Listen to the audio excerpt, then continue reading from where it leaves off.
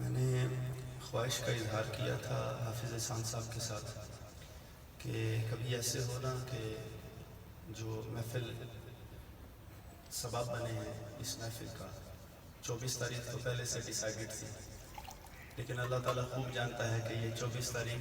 کا کیا پس منظر بننا تھا اور کیا معاملہ بننا تھا۔ تو میں نے خواہش کا اظہار کیا تھا کہ کبھی ایسے ہونا کہ جو محترم پردہ فرما گئے ہیں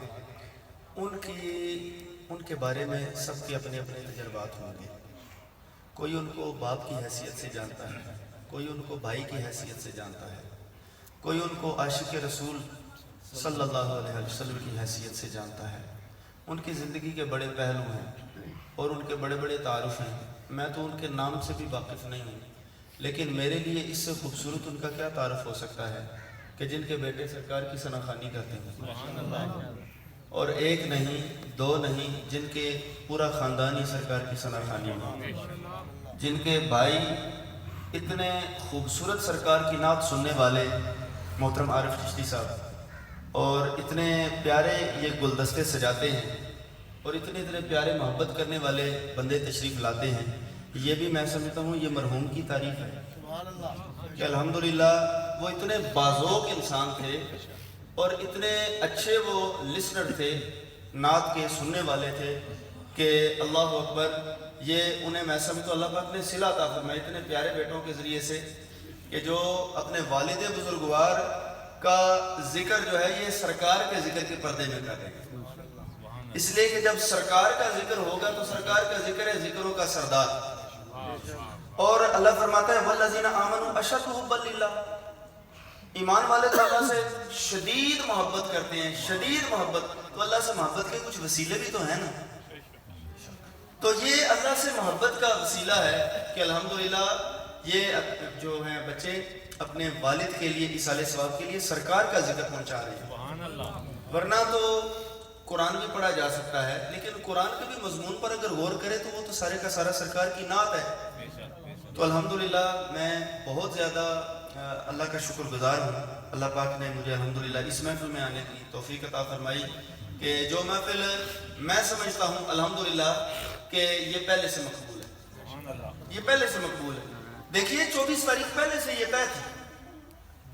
اس کی قبولیت کی اور کیا ہم وجہ بتائیں کہ جو پہلے سے طے تھی اور اب ان کے ایصال ثواب کا وسیلہ بن رہا ہے۔ صلی اللہ علیہ یا رسول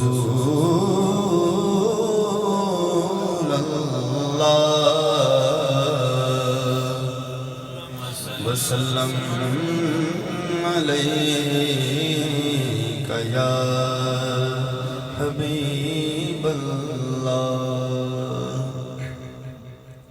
یہ نعت جو میں پیش کرنے لگا ہوں یہ میرا خیال ہے کہ ان کی خواہش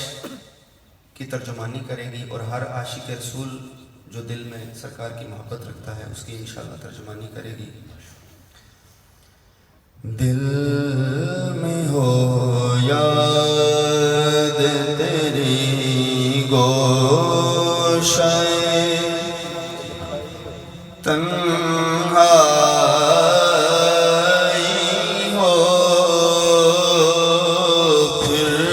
خلوت میں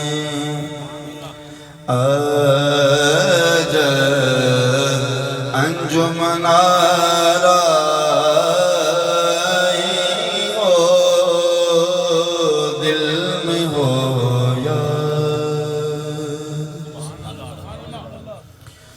آج جو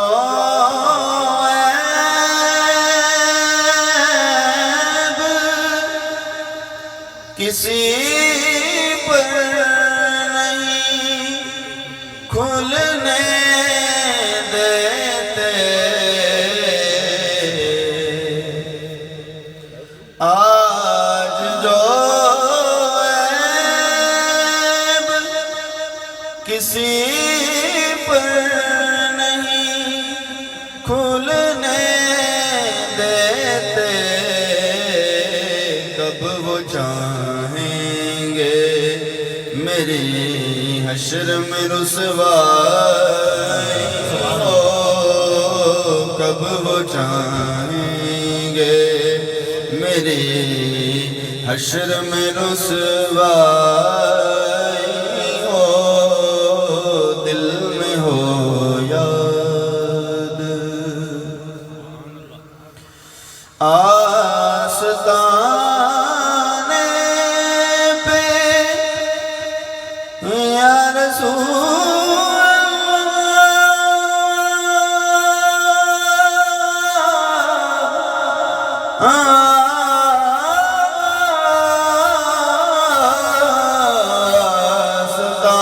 آستانے پہ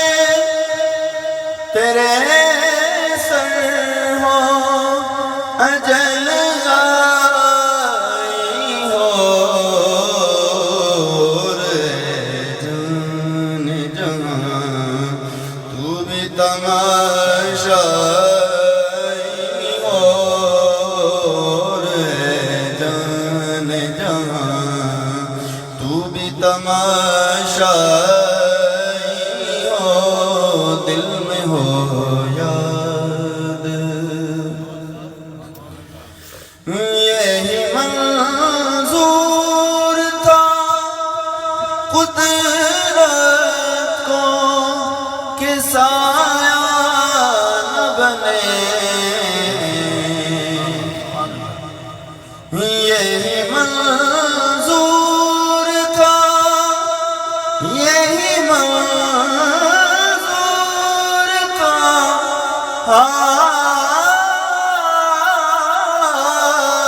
یہی منظور تھا قدرت کو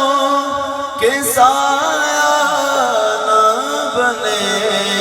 ایسے یکتا ایسے یکتا ایسے یکتا